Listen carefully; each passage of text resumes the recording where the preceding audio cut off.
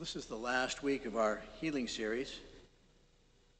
And throughout the Gospels, we always see Jesus at work among the lowliest of the low, among the outcasts of society. And the quintessential Christ is always there for those who need him most. And in the time of Jesus, no group was more outcast than lepers. Leprosy has been known and feared for thousands of years because of its power to disfigure, to deform, and to kill.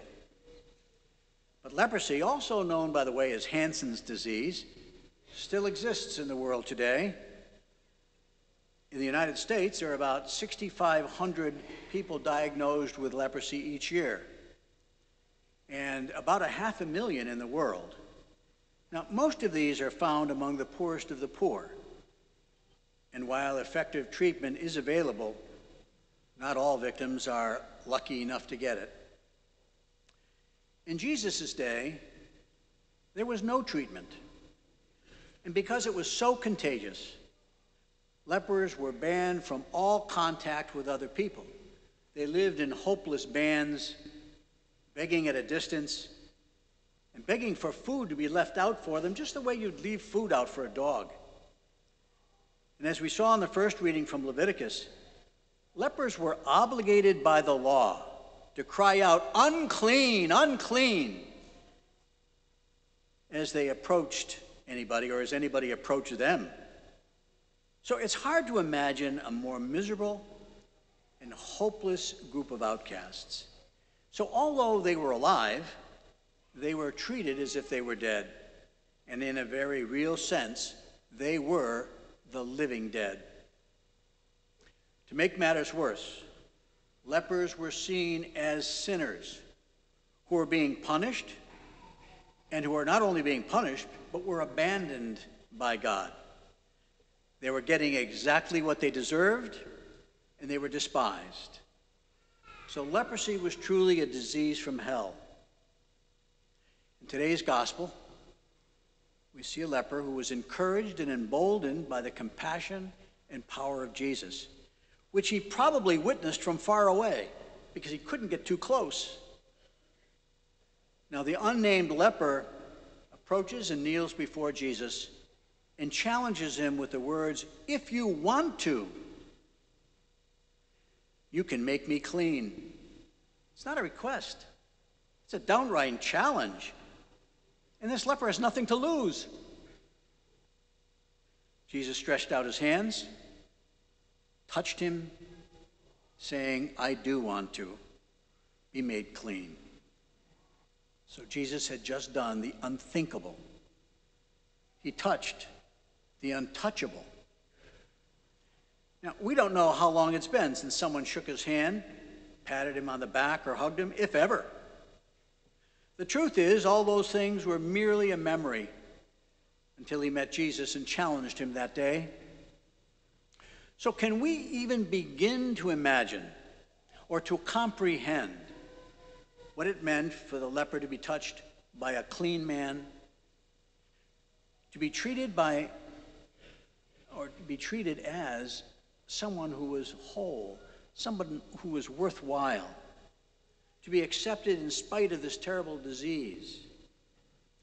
You know, I doubt whether most of us who are used to sharing hugs and kisses, or at least exchanging a friendly handshake, can appreciate the awesome power of that moment when Jesus actually touched the leper. Now, when Jesus touched that leper, the healing that happened was not only physical, it was social and spiritual as well. The leper's very humanity was being restored at that moment. Now, if you don't have leprosy, it's not a problem for you. How many lepers do you know?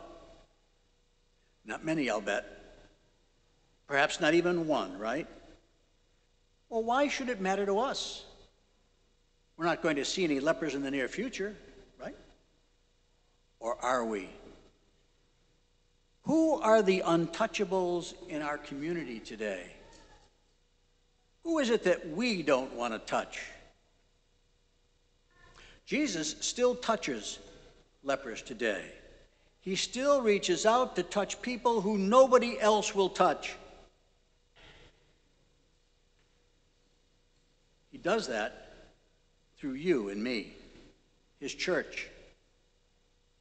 People who love and follow Jesus reach out across invisible walls in Jesus' name and touch people in various positive ways. So this week, we're talking about taking the healing of Christ out into the world. Well, why? Why would we do that? Because there are people out there who have not heard Jesus' message of healing and forgiveness and love. There are people out there who are struggling, who are separated from society, who have no one to love, and who honestly believe that no one loves or cares about them. Unfortunately, in some cases it's true. And these are modern-day lepers. My friends, modern-day lepers and outcasts come in many, many flavors. But they're often invisible because they kind of blend in. We're so used to seeing them that we can go through life and not even see them or notice them, but they're there. Today's gospel should speak very powerfully to all of those who today are deprived of love and respect. Those who are denied loving human touch, or those who hate themselves so much that they deny themselves the blessing of human touch. The homeless, so-called street people, alcoholics, drug addicts, the mentally challenged, the lonely, forgotten elderly, stuck in human warehouses that we call old age homes.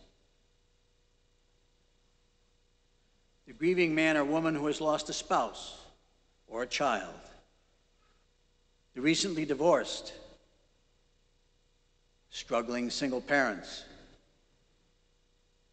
Political and economic refugees seeking asylum or work from Guatemala, El Salvador, Mexico, Cuba, to name just a few. Now, one group you might not have considered is teenagers. Back in the day, I remember when we said children are to be seen and not heard. Well, now society doesn't even want to see them because we don't know what to do with them. Society puts way too much pressure on teens today. They face family and societal expectations to achieve and mature before they're ready.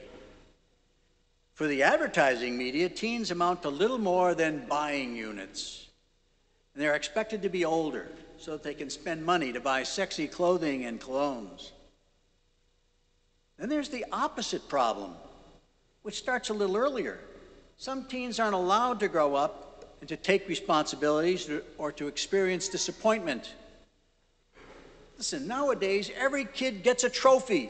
Even the loser gets a trophy. Well, what happened to work harder and practice more? Some of you know that I was a Golden Gloves boxer. And in boxing, we have a saying, you win some fights, you lose some fights, but you got to put the gloves on for all of them. Instead, these kids are protected, they're coddled, and sheltered from the realities of the world. And then when they grow up and they get older and they become teens and the realities of the big, cruel world hits them, they can't cope. It shouldn't be a surprise then that some teens act out and rebel. Being around teens can be such a challenge that we simply don't know what to do with them. So we hardly acknowledge their existence, unless they're our own, and then we have to deal with them. To get attention and approval from their peers, many teens have turned to alcohol and drugs. They're looking for acceptance and belonging that they can't find from us, the adults of the world. Many inmates in our prisons replace their families with gangs especially MS-13 members. The St. Dismas Prison Ministry Foundation has purchased and distributed, since 2006, distributed to inmates, over 250,000 greeting cards to encourage and foster family communications between these inmates and their families. And we've never bought, not even one Father's Day card, not one. There are no requests for them. Nobody wants them. That ought to tell you something. It's so sad because young people have a lot to say and no one wants to hear it. I've got 18 grandchildren, 16 of them are teens. They can be so hopeful and so pitiful at the same time that it's touching. The most fun I have at my age is when I'm with my teenage grandchildren. Why isn't there a line of parishioners waiting to help in the youth ministry program, to work with them? Teens are some of the modern day lepers. How about the more obvious modern day lepers? Those who are denied loving human touch, or those who hate themselves so much that they deny themselves the blessing of human touch. Jesus reached out across the invisible wall that kept the leper in his place, and he touched him, and the leper was made clean. Jesus still does that today through our hands, yours and mine. You know, Mother Teresa did that too. She reached out across the invisible walls to touch people, and she said, and I quote, "I try to give to poor people what the rich can get for money." And then she said something really interesting. She said, "I wouldn't touch a leper for $1,000, but I willingly touch them every day for the love of God." Some Christians seem to think that it's acceptable to keep our hands clean. But looking the other way and keeping our hands clean is a gross denial of the example of Christ, Christianity, and our own baptisms. All through the Gospels, we see that our Lord made friends with tax collectors and sinners, placed his hands on lepers, allowed a prostitute to wash his feet with her tears. He didn't worry about how he might be seen in the eyes of the self-righteous. He simply reached out to people with love and with compassion and forgiveness. What about those suffering from AIDS? Why do we largely ignore 70 million cases of AIDS? Do we secretly believe that AIDS is the disease from hell, visited on those who are worse sinners than we are? Addicts using dirty needles, or illicit unprotected sex? Who are the other people to whom we deny touch? By this I don't only mean physical touch, but the lack of dignity and respect as human persons. Who are those from whom we withhold compassion and forgiveness? Those whom we are content to treat as non-persons? How about those in our prisons? Are they not numbered among the untouchables? You know, it's common for members of a church to give enthusiastic support to the work of a leprosy mission in Africa, for example. But where is that similar enthusiasm to help those forgotten ones in our prisons, those members of our throwaway society in prison? Do we express little concern for them because many of us secretly or otherwise think they deserve what they got and they have no potential for good? Jesus set an example for us. We Catholic Christians are to have compassion for others. And so what does that mean anyway? It means reaching out and touching them. It means reaching out and touching.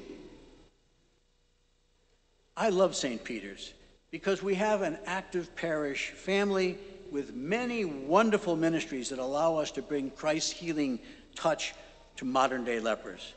We have a St. Vincent de Paul Society that serves the needy within our parish borders in many various ways, including on occasion going to someone's home to help. They touch them. We have extraordinary ministers of Holy Communion who literally bring Jesus to the sick in the hospitals and the homebound. People who can no longer join their faith community here. We have a few parishioners who minister in a maximum security prison.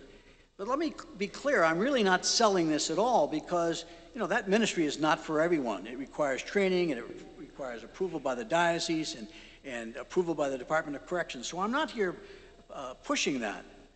But we need to be aware that there are humans in those warehouses. We have parishioners who minister to those addicted to drugs or alcohol. Clearly lepers in society because of the stigma attached to the disease of addiction. We have a bereavement ministry that offers support to those who have lost loved ones, spouses and children. A divorce and separated ministry for those who experience the trauma of a marital breakup. We have an ecumenical outreach program called Peace, and they work with our local and state governments to help teens through diversion programs instead of incarceration for youthful offenders. I urge you this morning to reach out of your comfort zone and to get involved in bringing the healing touch of Jesus to someone who is in need of healing. My friends, love is a very risky business. And I'll be honest with you, the hardest thing that I had to learn in prison was to love men that I don't like. But I see the face of the suffering Christ in them every day that I'm in prison. Now listen, please stay with me for 20 seconds. I'm almost over. I got 20 seconds to go, and I know it's been a long homily. But I really want you to focus for 20 seconds. This is important. When we reach out and touch lepers, in any of the flavors that they come in, it somehow transforms us. You may be touching the hand or face of Jesus himself.